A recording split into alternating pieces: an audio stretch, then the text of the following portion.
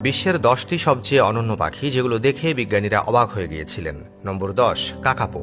এটা বিশ্বের সবচেয়ে ভারী এবং উড়তে অক্ষম তোতা। নিউজিল্যান্ডের এই পাখিটি তার অদ্ভুত স্বভাবের জন্য পরিচিত। এটা রাতের বেলা সক্রিয় থাকে এবং দেখতে অনেকটা পেঁচার মতো লাগে। এর শরীর সবুজ রঙের হওয়ায় এটি সহজেই গাছের মধ্যে লুকিয়ে থাকতে পারে। বিপদের সম্মুখীন হলে এটি পালানোর পরিবর্তে স্থির হয়ে বসে থাকে, যা অনেক সময় এর সবচেয়ে বড় ভুল বলে প্রমাণিত হয়। বর্তমানে এই পাখির সংখ্যা এতটাই কমে গেছে যে এটা বিশ্বের সবচেয়ে বিরল পাখিদের মধ্যে একটি।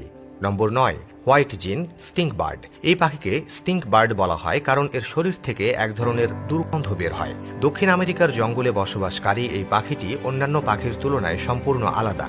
এর অন্যতম বিশেষত্ব হল এর বাচ্চাদের ডানায় ছোট ছোট নখর থাকে, যা তাদের গাছে উঠতে সাহায্য করে।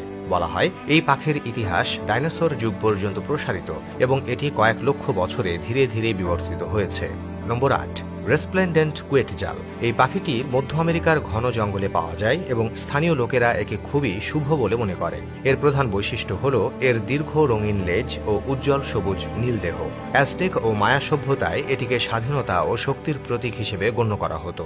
তবে বর্তমানে এই পাখির সংখ্যা এতটাই হ্রাস পাচ্ছে যে ভবিষ্যতে এটি শুধুমাত্র বইয়ের পাতায় পাওয়া যাবে। নম্বর 7, সুবিল। এই পাখিটিকে দেখলে মনে হবে যেন কোনো ডাইনোসরের বাচ্চা জীবিত থেকে গেছে। আফ্রিকার জলাভূমিতে বসবাসকারী এই বিশাল পাখিটি তার বিশাল ঠোঁটের জন্য ভীতিকর দেখায়। এর নাম সুবিল রাখা হয়েছে কারণ এর ঠোঁট দেখতে অনেকটা জুতার আকৃতির মতো।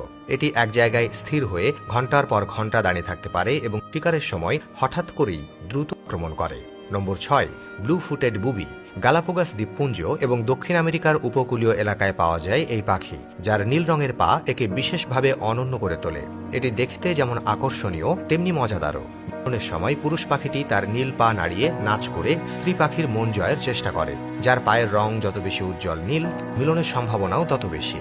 নম্বর 5, কিউই।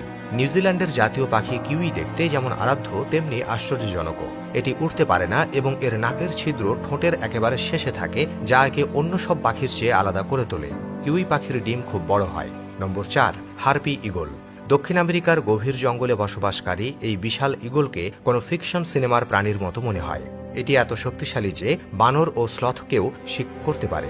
এর নখর মানুষের হাতের সমান বড় হয় এবং এর ওড়ার ক্ষমতা অত্যন্ত শক্তিশালী ও নিখুঁত।